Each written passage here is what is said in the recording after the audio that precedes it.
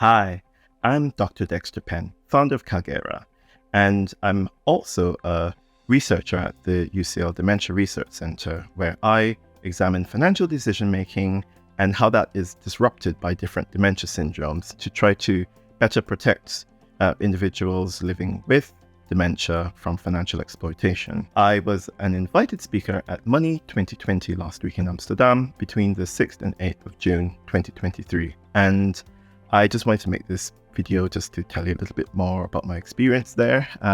Made a few posts, but I thought this is a really good way to connect with you and tell you a bit about that. So I arrived and it was a really lively atmosphere, and I have to admit I did feel a little bit like an imposter being a doctor at a financial services conference, which is a little bit niche, but I really came to understand a lot more about the ecosystem in financial services, in fintech, in different aspects, whether that is in credit risk, in anti-fraud, payments, core infrastructure. The whole piece of the different aspects were all represented there. So it was a really good opportunity for me to also speak with individuals that are looking at different aspects of the way that money is processed in our economy.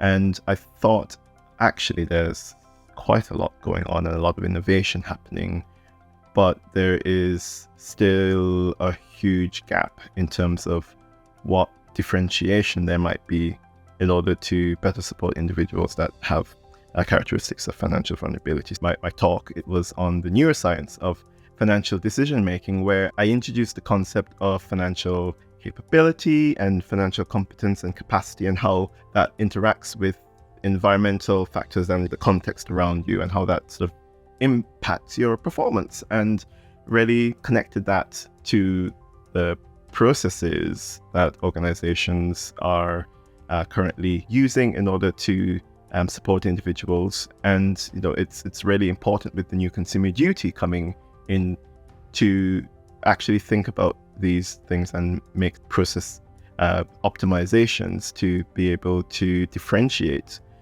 the particular services. So that could look like offering an alternative product that is more suitable for the goals that that person is trying to achieve.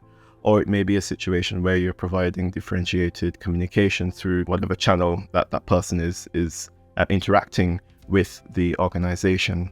It really is important for the individuals that are using the processes to be able to understand the relevance of different aspects. And because of that, I have started doing some training workshops in partnership with the London Institute for Banking and Finance. We are delivering workshops that are CPD accredited for 9 CPD points, and this is delivered over a series of webinars, and this helps attendees to really get a good understanding of, from a customer point of view, what financial vulnerability is, how it manifests, and what types of supports actually are needed to be able to suit the customer and ultimately help them achieve the goals that they've set. And the particular needs that they have, they vary depending on their life circumstances, stage of life, previous experience, and all that. So really think about the different components